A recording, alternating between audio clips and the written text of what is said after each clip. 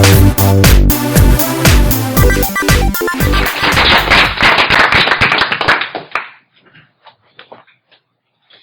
thank you, David, and thank you for the great service that you do to the community by organizing this.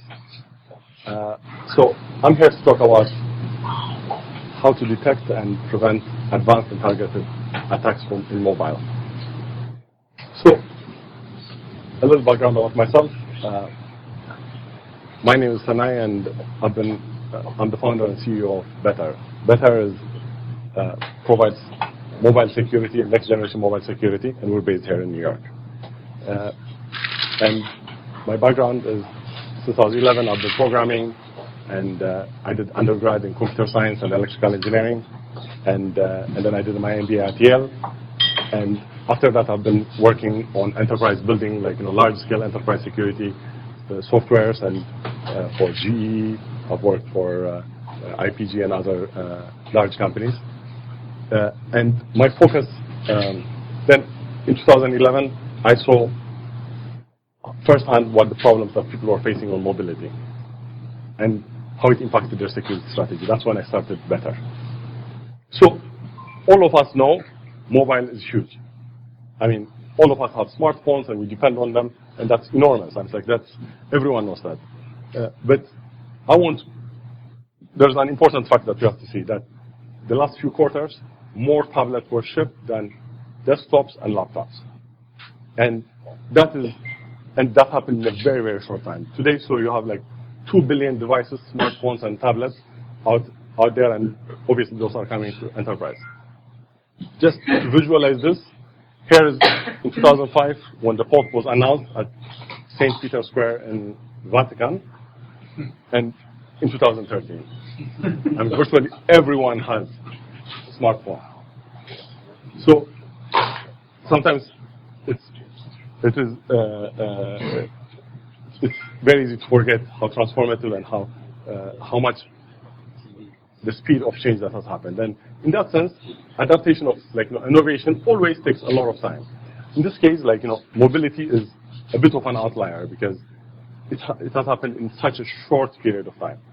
And so if we go back and see, for the telephone, it took almost 73 years to go from 10% adaptation to 90% adaptation. It takes a long time for new innovations to come. But in the case of smartphones, it's only 8 years, that the entire thing. And for enterprise, it's even smaller because consumerization is what's bringing this to the enterprise. So this, when you compare it with PCs, it took PC maybe 30 years to go from 10% to 30%. So there was a lot of time to be able to develop the skill set and the technology to protect. This is coming in a very short time to the enterprise, and therefore it creates unique challenges. So obviously, now that 2 billion devices are there, this is McAfee's report. It's like the hockey stick curve, and you only want to see this kind of growth on a startup's revenue. You don't want it on a malware.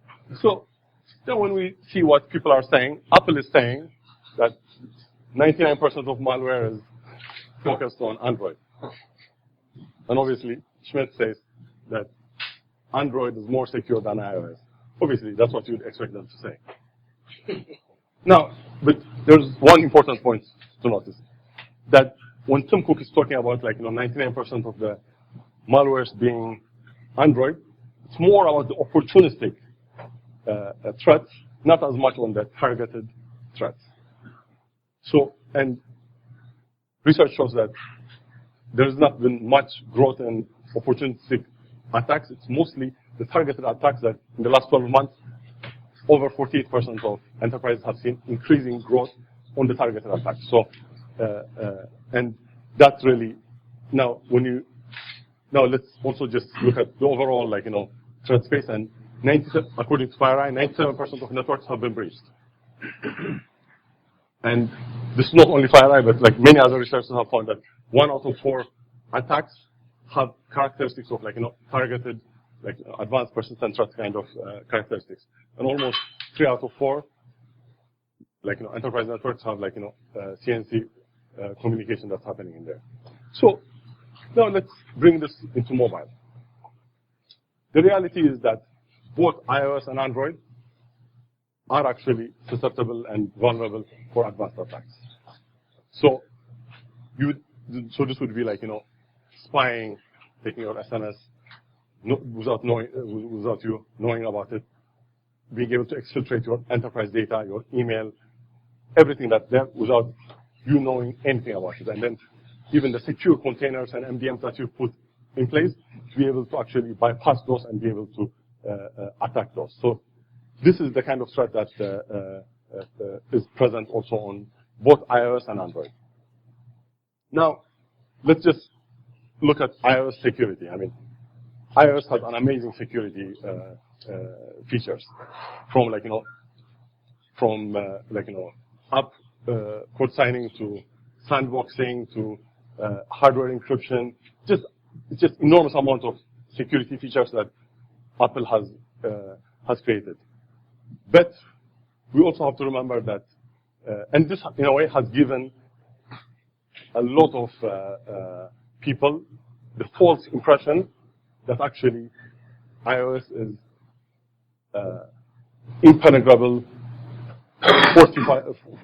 fortress, and that is obviously not true. Just like anything else, it has actually, iOS does have backdoors, regardless, even though it has an amazing security. Now, it's always good to see other metaphors. And in Second World War, the French, before the Second World War, the French, learning from their lessons and worried about Germany, they decided, they saw and they said, you know what? We're actually going to create, on the border of Germany, almost 940 miles, they said, we're going to build a very strong fortress, the Maginot Line, to be able to actually prevent the Germans from being able to come. We created incredible, tank obstacles, all kinds of security things, incredible. And everyone was amazed and said, this is an incredibly impenetrable. So the rationale was, they said, you know what, Belgium is a friendly, trusted country, no threat on that side. So they just said, here's the threat and what's going to happen. So, but just like iOS and any other thing, through the low country, they were able to actually come and invade France in 2 weeks. So fortification in one area really does not mean that something is very, very secure. So now let's look at how iOS is vulnerable. And obviously, in the last couple of days, you might have also heard that Apple claiming that there's no backdoors in iOS. But let's just look at what the backdoors are, and then we'll also review what the other vulnerabilities are. So here you have you have obviously a certain kind of backdoors, and I'll explain Apple's response and in a way they confirm it. So we'll review all of those things. So on the backdoors, these are backdoors that actually allow complete takeover and being able to actually get incredible amounts of data from the device by attackers, by obviously targeted attackers. Stealth jailbreak is basically all of those applications in iOS. If your device is jailbroken, there's nothing that you could guarantee. So, but there are methods to be able to actually hide that the device is jailbroken, and therefore that's also a major kind of threat. So, and then obviously you have the remote Trojans, and Apple has another distribution channel besides the App Store, which is the ability that enterprises can sign their own applications and distribute it. And that has allowed people to steal certificates and be able to actually create malicious applications and be able to distribute them. And then obviously you have the MDM kind of malicious profiles, and obviously man in the middle. So now Apple just, when a researcher said that there's backdoors, and this is Apple's response. They said, no, these are not backdoors. In fact, they're diagnostic capabilities. But they do exactly the same thing as what a backdoor would do. So we can call them whatever, but again, it gives someone to be able to get a privileged access, regardless of the intentions. It does exactly that. So I'll talk about some of those capabilities or backdoor. So you have to understand this. What you have to understand is every time you connect your device into anything that on the other side of the USB when you connect your device, it gets a pairing key. That pairing key has the keys to the kingdom. Actually, I can just show you. It's not I can just show you 1 second. Let me just open up just put, okay, here, like, basically, if I go into, okay.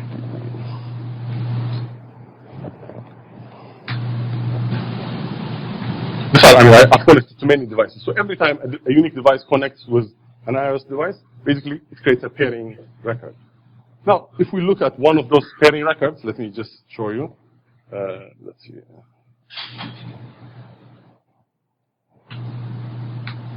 Let's just look at what those carry, So this is a clear text, and basically it has the certificates, it has the escrow key bag. This is the private key that would allow you actually to go on and be able, even if the device has passcode or anything, be able to actually decrypt and get any, this is the keys to the kingdom.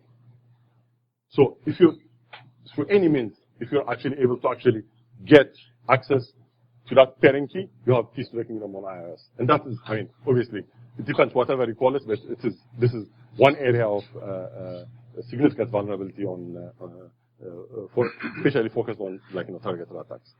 So, okay. And then there's, the packet sniffers. So, actually before that, so one of the services that you could actually access is called file relay. This one gives you access to incredible amount of data on the device. One that's very amazing is, the keyboard cache. It's actually a dynamic list that is ordered list. Anything that you type on the device, on SMS, on your secure container or your email, everything, including the word count, is actually cached there, including the credentials that you enter into any enterprise application. So all of that is on that keyboard cache. And then the device says, that's what. That's actually, I turned on stealth jailbreak, and then I turned on lookout. Look what it's saying. It's like saying everything's fine. The device is not jailbroken. You see Cydia right next to it. And this is true, by the way, even on the mobile security companies, AirWatch, Mobile Iron. They use a very basic detection mechanism that basically, in a jailbroken environment, actually, a stealth way, you could actually hide that the device is actually jailbroken. If a device is jailbroken, there's nothing that's not that you can say is secure. Obviously, remote trojans mostly attack jailbroken devices, but then a malicious application actually could jailbreak and then be able to actually hide itself and be able to start taking control over the device. So it's like this is, and the only way that you'll be able to prevent any of those things is really by being able to, every single application you have to, that's coming to your enterprise to those devices, you have to analyze and see what it does. There's no other way of being able to detect this.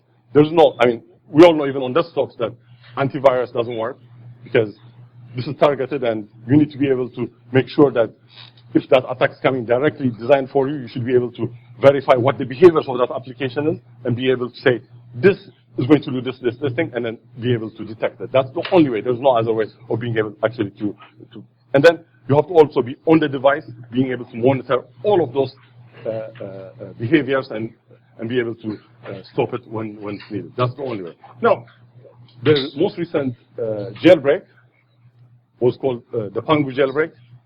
This was, it used a stolen enterprise license to actually be able to run the application. Now, what's interesting about that is that those Chinese guys came, one of the kernel exploits experts, Stefan Esser, had a class in Canada in June saying, teaching people how to actually do exploit, kernel exploits on iOS.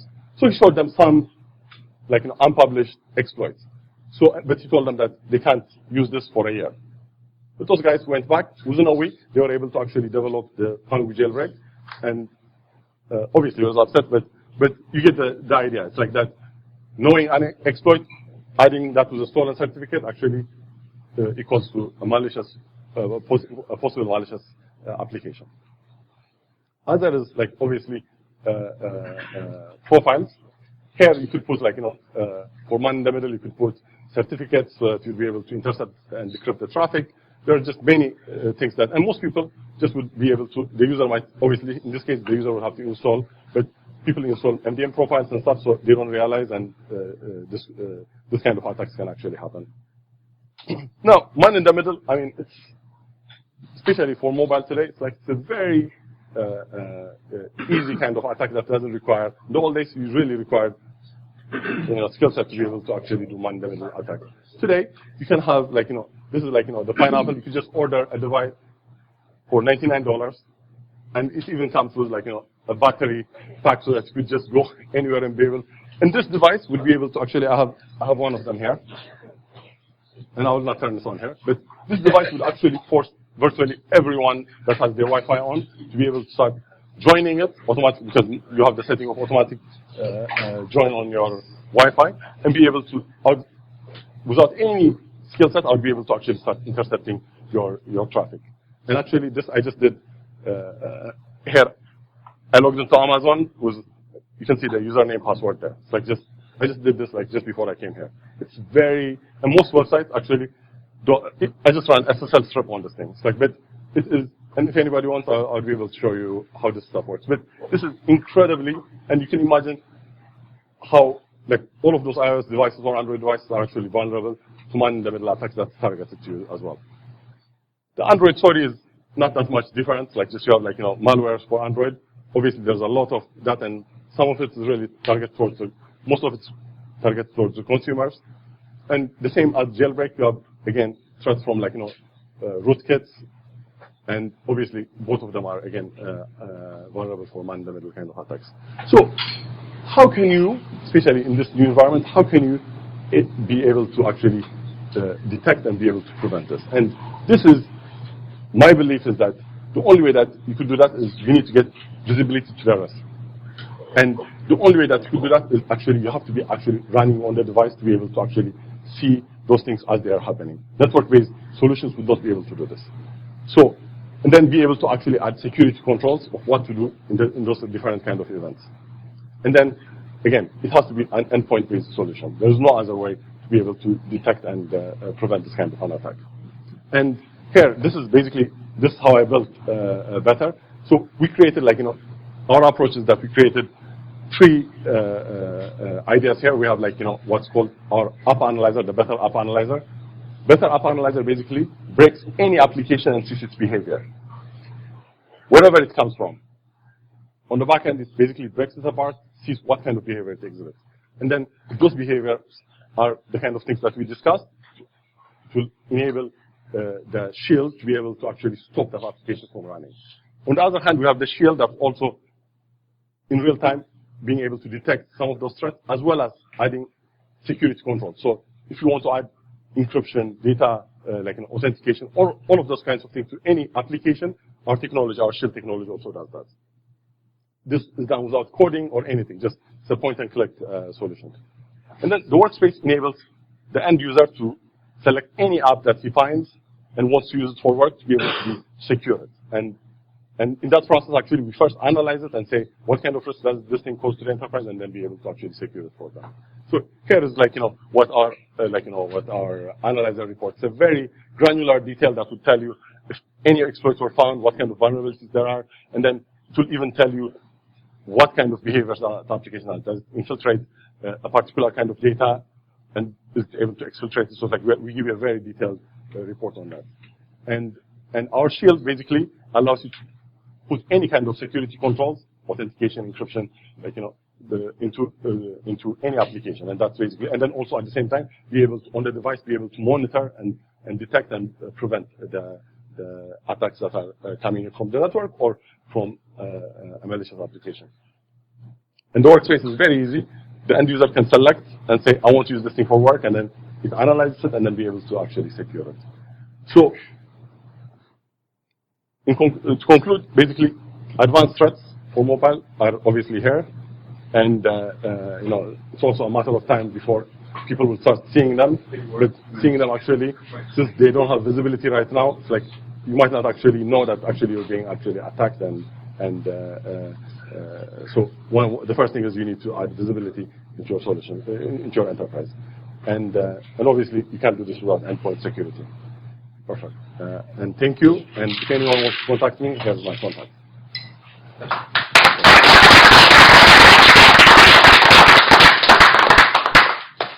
Anyone has any questions? You gave the example of the corrupt hotspot, Yep. right? So, you know, so if I'm at the Waldorf Hotel and I buy one of those things and I call Waldorf free, right? And how would you're looking at the app, so would you be able to help address that, because the app's probably already assuming the connection's secure where the connection's not secure? Would you need another technology for that, or? No, that's an excellent question. So, okay, all right, perfect. So the question is, like, you know, the hacking, like, you know, Wi-Fi is like, you know, the pineapple. How can, if someone goes and creates, like, you know, Waldorf Astoria, and how can, like, better technology, does it actually allow them to detect as that's happening and be able to do that? That's an excellent question.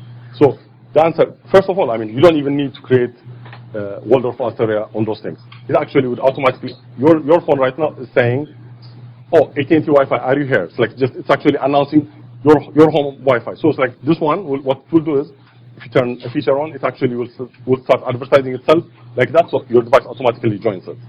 So even if you have connected to few devices. Our technology, what our shield will do is, it's running on the endpoint. It will see when you connect to Wi-Fi, if actually there is a man in the middle in between you. So even if you're using the app, behind the scenes, we're actually checking it. And then we'll be able to detect it, and then be able to actually, if it's an enterprise application, shut down the application from running. So we can detect it, and does that answer that? Thank you. Is privacy can be taken seriously in this one? Is the privacy can be taken seriously? The privacy? Yeah. Of the mobile phone. If I'm using iOS default, I have given back my privacy to the iPhone itself, because it asks me credit card information, everything. So how can you tackle that? So the question is, how does iOS impact your privacy? Why can't be anonymous? Why should I give credit card information to him? Why do you need to give credit card information to Apple to do that? I mean, I think it's a great question. I think we would have to ask Apple. Yeah, but yeah, it's like it asks you when you set up your iTunes account. It actually asks you for credit card. I don't want to download even if you want to download free. That's a good point. How does your app analyzer know a valid application that connects to a server from a malicious application that connects to a server? That's an excellent question. So the malicious. So there's two things to it. First is the behavior of the app. Basically, the behavior of the app is what is it accessing? Is it trying to use any of those undocumented services, backdoors? That it doesn't need to connect to any server. But on the other hand, when we actually analyze an application, if you go down on our report, actually it tells you what IP address it actually connects to. This is when we do even static analysis. Also, when we do dynamic analysis on it, we actually see if it dynamically changes and tries to connect to other services. Now, we don't provide our own malicious URL, but through other partners that we have, we actually can also evaluate, are those things that it's connecting with, are they actually malicious, and be able to actually tell you if that app actually, just even if it didn't have the other behaviors internally, does actually communicate with malicious hosts. That's just from a list of known botnet IP addresses or command and control zones, right? That's correct, yeah. Is it a combination of not only signatures like that, but also artificial intelligence or something that looks and it smells like it is kind of a technology? So actually that's a great question. So we don't use actually signatures because signatures are useless. You have to actually evaluate every single app on demand. Even if an app just comes out today, like 5 minutes ago, we actually will be able to analyze it and be able to do that. Without that on demand, we should be able to do that. And that's why you cannot trust, because the chance there's a very long time between patient zero and actually something showing up on signature. Even in the old days, leave alone today. I imagine your control and management plane is centralized. So does your app have some sort of VPN back to the central point? How's that implemented? Perfect, actually, yeah. So the enterprise VPN, we basically would be able to actually say, let's say in the case of a man in the middle, one of the policies could be, if there's a man in the middle, I actually want the user to enable VPN. Otherwise, so the VPN would have to actually start and be able to be on, so that attack doesn't happen. So we have centralized console and stuff for ourselves to be able to set the policies and stuff. But then we don't bring our own VPN we actually allow the enterprise's authentication and the VPN and all of that stuff to connect and be able to use that one. So the data that you accumulate leverages the enterprise VPN. Absolutely, like if that's the use case, yeah. Thanks. Okay, thank you very much. Thanks. Take 5 minutes.